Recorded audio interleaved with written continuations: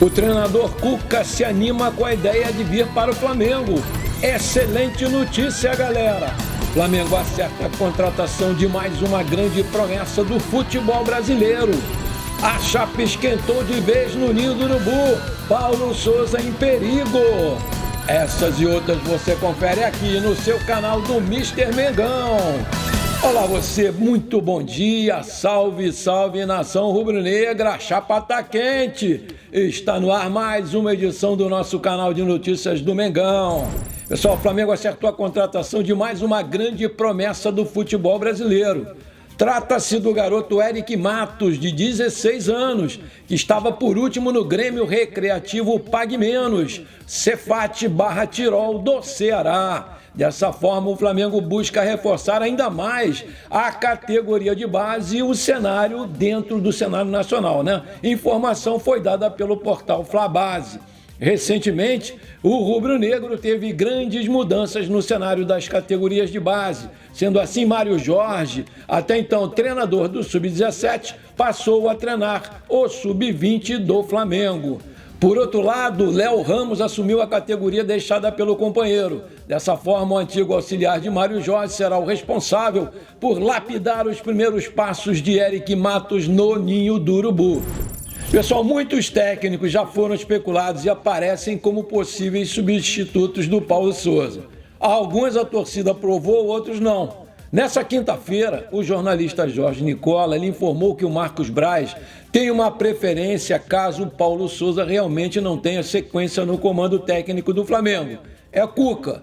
O nome do Cuca agrada em especial ao Marcos Braz, que é o homem forte do futebol do Flamengo. E o que eu queria dividir com vocês nesse vídeo é que a ideia para o Cuca dirigir o Flamengo, se ela interessa ou não. O Cuca não gostaria de assumir qualquer projeto com medo de queimar seu filme, mas diante da possibilidade de assumir o Flamengo, dá para dizer que o Cuca se encantou.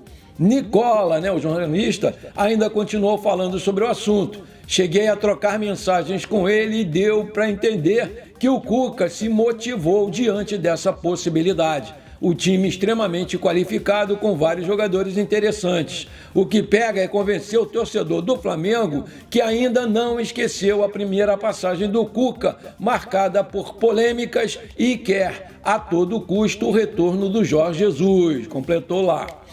Paulo Souza se mantém tranquilo no cargo, mas essa exposição e a falta de respaldo da diretoria publicamente incomoda um pouco. Ele entende que os dirigentes precisariam bancá-lo não só internamente, mas como também em entrevistas coletivas. Aí eu te pergunto, você gostaria de ver o Cuca no Flamengo?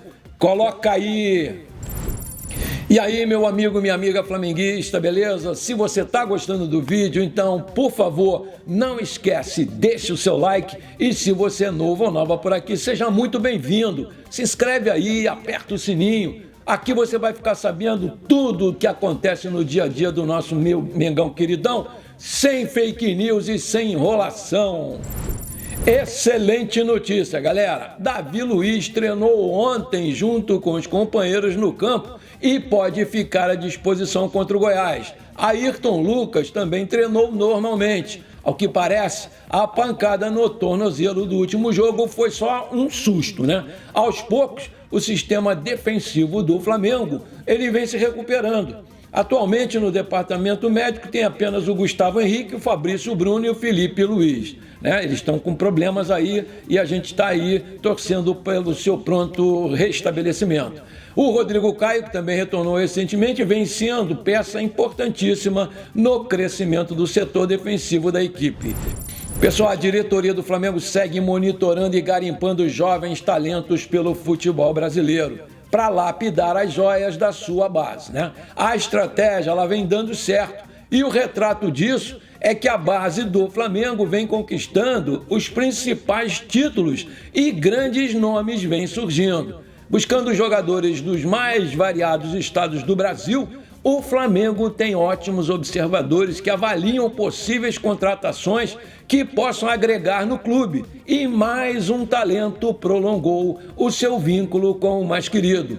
De acordo com o portal Flabase, nessa quinta-feira, o lateral esquerdo Gabriel Amâncio, do Sub-14 do Flamengo, assinou seu primeiro contrato com o clube. O atleta assinou um contrato de formação por 3 temporadas com o Flamengo. Seja muito bem-vindo, garoto. Muito boa sorte para você. Pessoal, o Flamengo estaria monitorando a situação do atacante do Internacional. Após pisar no freio na janela de início do ano, devido ao processo junto ao Banco Central, os dirigentes devem ser mais agressivos no mercado na janela do meio de ano.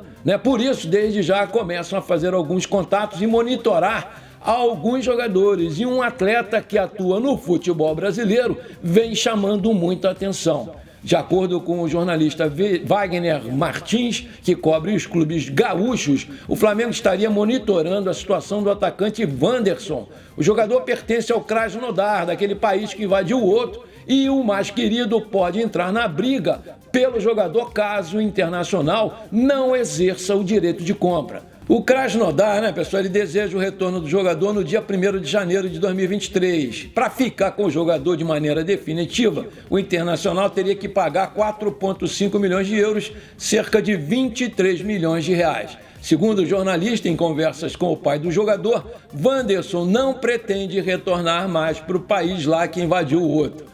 O seu desejo é permanecer no Brasil. Com um poder financeiro maior que o Internacional, o Flamengo aguarda a oportunidade para entrar no negócio. O jogador vê com bons olhos vir para o Flamengo. Vamos lá, pessoal, isso aqui é para a gente encerrar. Mesmo com a vitória de 3-0 sobre a Universidade Católica na última terça-feira, o Flamengo ainda vive uma crise interna. Isso porque, na coletiva de imprensa após o jogo no Maracanã, o Paulo Sousa expôs reunião de Diego Alves com Bruno Spindel, onde o goleiro teoricamente teria pedido para jogar o confronto contra a equipe chilena. Jogou no ventilador. Posteriormente, a afirmação do treinador foi desmentida pelo goleiro e o caos se instaurou nos bastidores da Gávea. Nesse sentido, segundo as informações do jornalista Eric Faria, ocorreu uma reunião do Flamengo nessa quinta-feira com Bruno Spindel, Paulo Sousa, Diego Alves e Diego Ribas sobre o ocorrido. Dessa forma, o Flamengo deve vir a público explicar o cenário dentro do clube e o Paulo Sousa vai se retratar com o goleiro publicamente. Aspas, acabou agora uma reunião no Ninho do Urubu. No encontro, a informação de que Diego Alves havia pedido para jogar foi negada por todos os presentes na frente do técnico Paulo Sousa. O Flamengo vai se pronunciar publicamente para negar o que o Paulo Sousa falou na sua coletiva. Do mesmo modo, foi exigido uma retratação do treinador na próxima coletiva, fecha aspas, informou o jornalista no programa Seleção Sport TV. O Eric Faria disse o seguinte: a pergunta na coletiva do Paulo Sousa sobre Diego Alves foi encomendada pelo próprio técnico. Se for verdade, é uma divulgação gravíssima feita pelo jornalista do Sport TV.